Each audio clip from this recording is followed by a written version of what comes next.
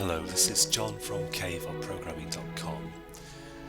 Welcome to tutorial number 11, and this tutorial is going to be on arrays of strings in Java.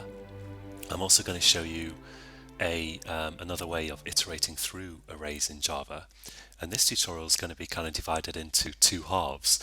And in the first half I'm just going to give you the lowdown on arrays of strings, and in the second half we'll dig a bit deeper into values and references. Arrays of strings in Java work pretty much the same as arrays of integers. I can type string array words, for example, equals new string array. Let's say 3 elements in this array.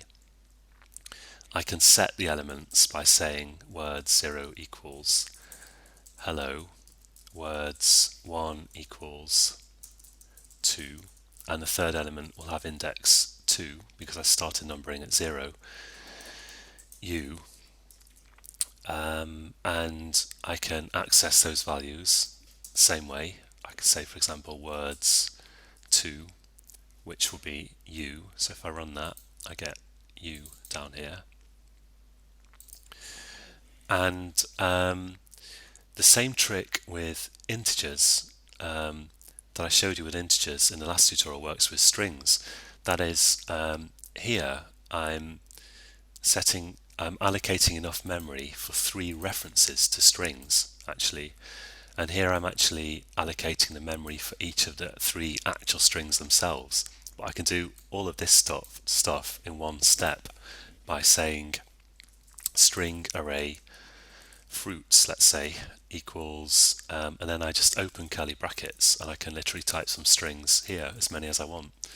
Apple, banana, pear, kiwi, whatever. And this is basically equivalent to this, except that here I've got, of course, 4 and here there's 3. I want to show you also a new way of iterating through arrays, because in the last tutorial we looked at using for loops with a loop index, and there's another way of using for loops without a loop index.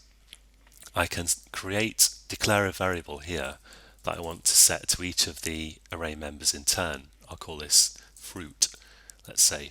So it's of type string because I'm going to iterate through an array of strings.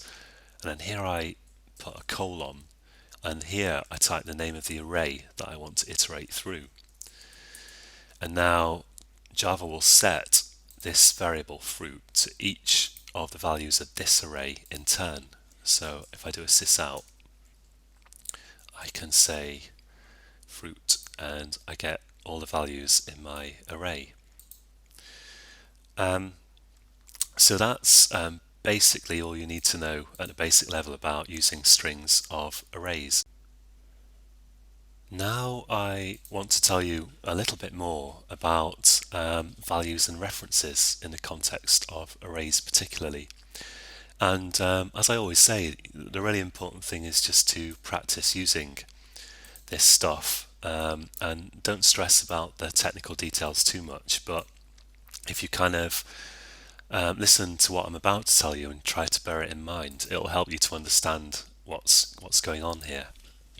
So if I declare an int in Java, int value equals 123, for example, as we've seen already, this is kind of enough memory to actually hold an integer, and it can only hold an integer. It's kind of the right sized bit of memory for an integer.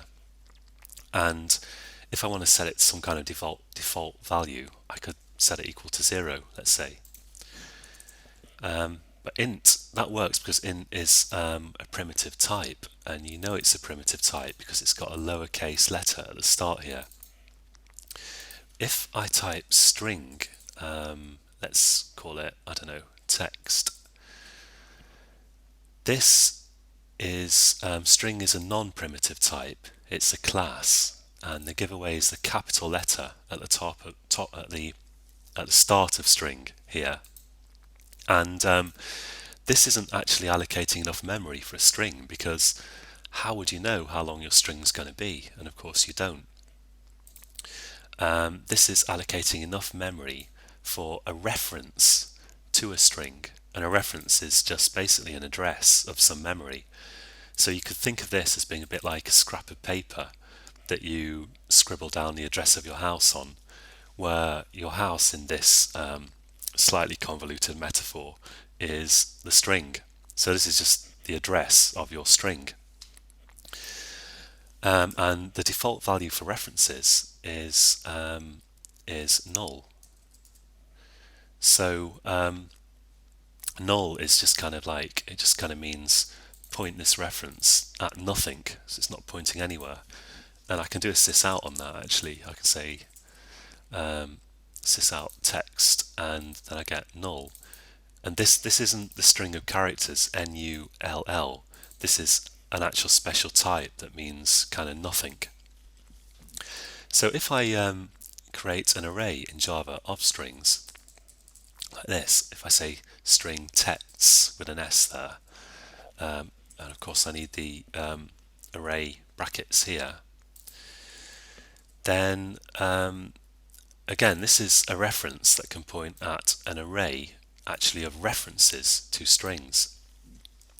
So let's say I do new string array and I have like 2 references in my array.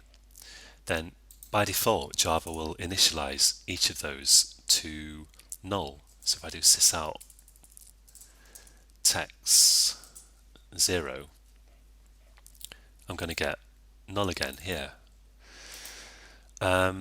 So this whole thing here is only allocating enough memory for 2 references to strings. It's not allocating the memory for the strings. When I say text, for example, 0 equals 1, here I'm allocating memory for a string, and I'm pointing this reference here at this string, at this memory, which really contains a string. So this is a useful thing to begin to get your head around at this stage. But as I say, don't stress about it, because it's something that you can absorb gradually as you go along. And in the next tutorial, we're going to look at multi-dimensional arrays, which you can think of, for example, as tables. And I hope you'll join me then. This will be tutorial number 12. And until then, happy coding.